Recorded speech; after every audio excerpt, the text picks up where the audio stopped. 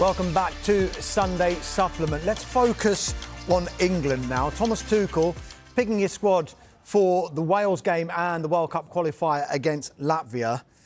Big news coming out of that squad. We can focus on the Sunday Times and Martin Samuel's piece because, of course, Jude Bellingham, one of a number of high-profile players who were not picked.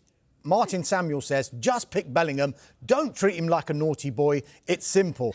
Do I believe England are a stronger team with Jude Bellingham? Asked Tuchel rhetorically. Yes, he is one of the best players in the world in midfield. Yes, then he should be in the England squad, shouldn't he? It really is no more complicated than that. Has he got a point, Jason?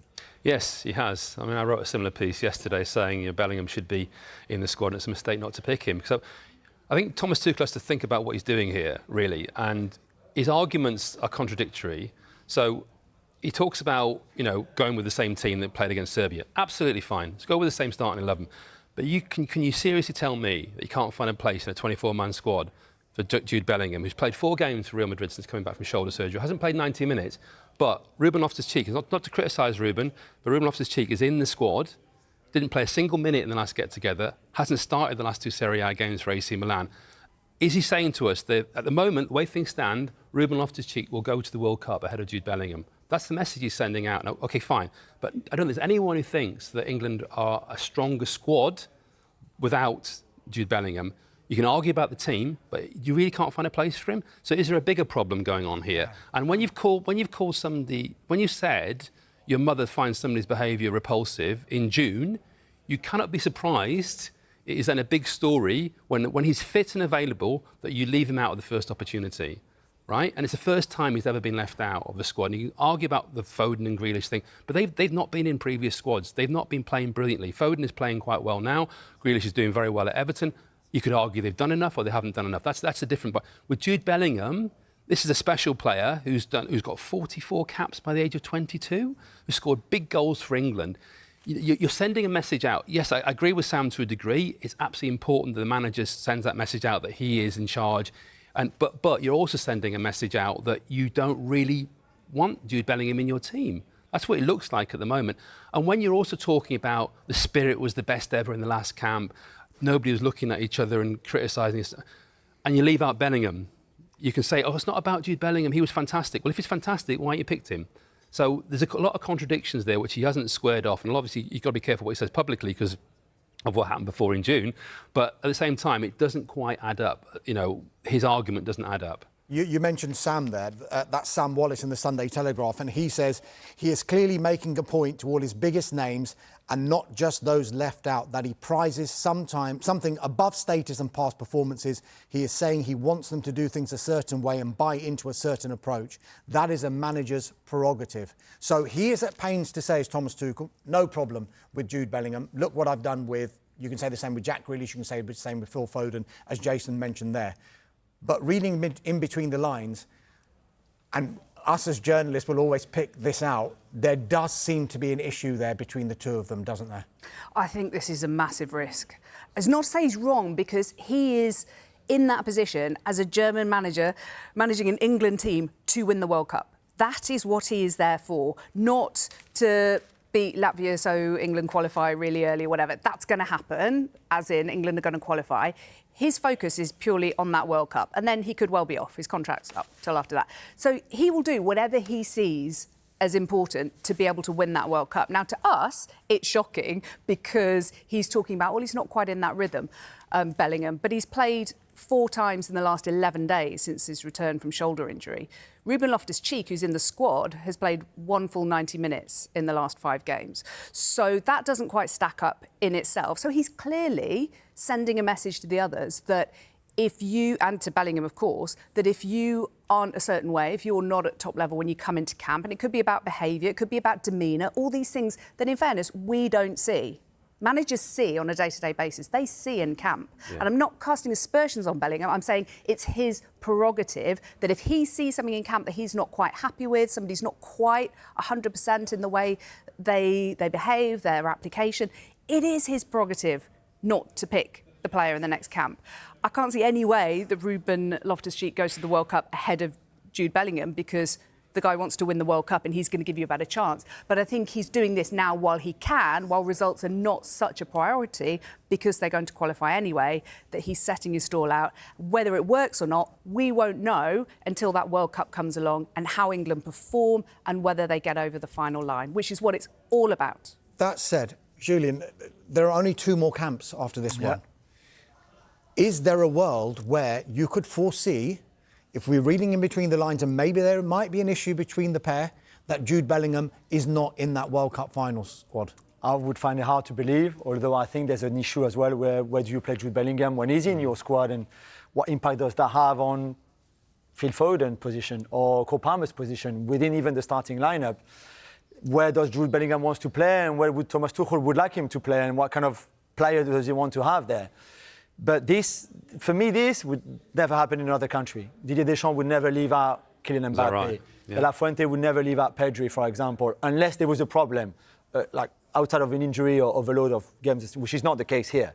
So the way I see it, and Jace is the one who is part of the England pack, so he knows better than us. But for me, from the outside, and knowing Tuchel like as well as I know as a former PSG head coach, for example, for me, there's an issue here between him and Bellingham, and maybe some of the things that Bellingham has done before within that squad, even pre-Tuchel, as in back at the Euros in Germany.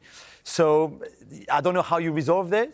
Tuchel said that he spoke on the phone to Bellingham before the announcement of the squads. I really wonder how that phone call went, because if you're Bellingham right now, you're fuming really not to be in the squad, really. So I can't wait for the next squad in November, because you're right. This is the November one. If Bellingham misses out again while being fit, then clearly we would know there's a problem and probably he won't be to the World Cup. Surely the way to deal with it, though, is to select him. Absolutely. Put him on the bench. But when you meet up, select him, talk to him one-to-one, face-to-face, and say what you think. And obviously, if there isn't a problem, then fine, whatever. But as Julian says, and I think we all agree, there looks like there's an issue here. So talk to him face-to-face, deal with it, and then see how he behaves in that camp. If he doesn't behave to the standards that you want in this camp, then he's out. You know, it's just, I don't understand this dropping him and leaving him out and then like, well, that's teaching him a lesson. It's like, how is it teaching him a lesson? And one thing I know in life, right? The carrot and stick approach is nonsense. Everyone likes a bit of carrot, nobody likes a stick. It never works, right? So doing this, it's treating him like a naughty schoolboy, as Martin says. I don't understand. You're talking about one of the best players in the world. If England go to the World Cup and Jude Bellingham's not part of it, let's just say there's a scenario and they bomb, we'll all go, what has gone on there? If they win it, you'll go, wow, that's a masterstroke by Tuchel. Yeah. But if they go to the World Cup and don't win it and Jude Bellingham's sitting at home, what's going on? What if he's seen something in Bellingham, and we're only surmising, sure. What if he's seen something in camp that he doesn't like? Deal with it. But it's his prerogative to send a message to not pick him next camp. But then he's saying, are we a better team with Jude Bellingham? Yes, well, it doesn't matter what he says. It doesn't matter what he says. It doesn't matter what he says to us. He said it not to us, he said it to the world. So as a journalist, he said it. Yeah, but in a way, it doesn't really, despite this 2-hour show, it doesn't matter what he says to us. Let's just say you're right. Wouldn't he have been better off on Friday? Say, look, there are things around the way he's behaved or done in camp that I don't like, and that's why I've left him out. Wouldn't that be better? Then the papers would be huge. It would be creating great for us journalists. He's already created a huge story. It's over every back page yesterday. It's on. But we got Martin Samuel saying you're treating him like a naughty boy. You got Sam Wallace saying, oh, it's a big risk. I'm not sure you should have done that. That's all it is. Like, England can cope with that. But if he says, I don't like Bellingham's attitude, that's huge. Bellingham bombshell. Well, he said his mother thinks his behaviour is repulsive in the summer. I know he then said, apologised, saying it was English. OK. That's an interesting word to use for some. You know, I think his English is pretty good, but that's fine. But in the same sentence, he was also defending him, saying, I see this lovely smiley boy, I think he's wonderful, but my mum sees some of his actions on the telly that she finds repulsive. That's true. So it wasn't just, my mum finds him repulsive. No, that's true. That's very true. But when you've said that, when that's come out in a radio interview, and then you drop him for the first camp that he's available, you're creating a big story, whatever. You may as well be, if there is an issue, you may as well get it out there and say, this is the reason why I've left him out. Because the line about we're better with him, but why are you not picking him? If England is better with him, like Tuchel says, yeah, but then England is not better with him because you don't pick him. So you're weakening yourself on purpose. He's got to win the World Cup. What he says to us doesn't matter. What he says to Bellingham matters. How he treats Bellingham matters. But if England are better with Bellingham, you want Bellingham to play, right? Yeah, at the World Cup, not now, when they're about to qualify anyway. But you've only got 2 more camps. So and also, as Julian says, where are you going to play him? We're not sure where Bellingham's going to play. I agree on that front. So what formation are England going to go to the World Cup with? What is their style of play? Where does he fit in? If for example, he sees him as a striker, he might be Harry Kane's understudy. Well, stick him on the bench then. I can't see a reason not to pick him. I do agree, but if he thinks that he's an issue that he needs to resolve now before the World Cup so he can win the World Cup with him, he'd rather deal with Maybe it I'm now naive. when the results I would aren't rather so that was out in the important. open, it was said, and we could deal with it and move forward. That's what I think. Jason, you cover England a lot. Yeah. How often is Jude Bellingham put up for media duties?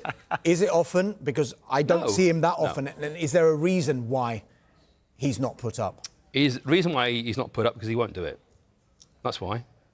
So does that feed into this? Maybe there's a problem here.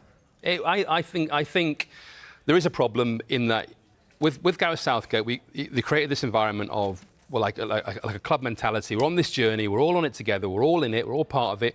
And the media side of it. One of the things we talked about, and one of the things that was succeeded a lot with Gareth was players telling their story as part of England. You know, this this club feel, but also that they've achieved something to get into that England squad. Telling their story, all sharing their stories, both internally and externally, so talking to each other about their stories, talking to the media about their stories, and the one player who opted out of that was Jude Bellingham. Now, that is his prerogative to a degree, but it does. But when one player doesn't do it, it just changes that environment. You're either He has his own YouTube channel. He has his own YouTube channel. I mean, listen, obviously he feels, his family feel he's hard done by the media.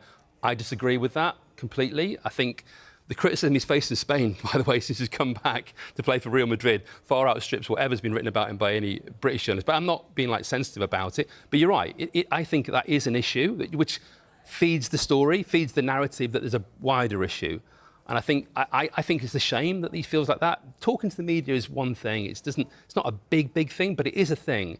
And just to finish my point, to go back to the 2016 European Championships where England were appalling, I dealt with all of that. The players were tense. They were difficult speaking to the media. They wouldn't open up. It was a chore. All that changed because it's a part of it, going to speak to the media, going to be around that environment, feeling more relaxed. That happened, and now it's a shame that we've got a player there who won't talk, who does give the impression that he's quite tense around everyone when he plays for England. Not sure we've heard the last of Jude Bellingham and this England situation.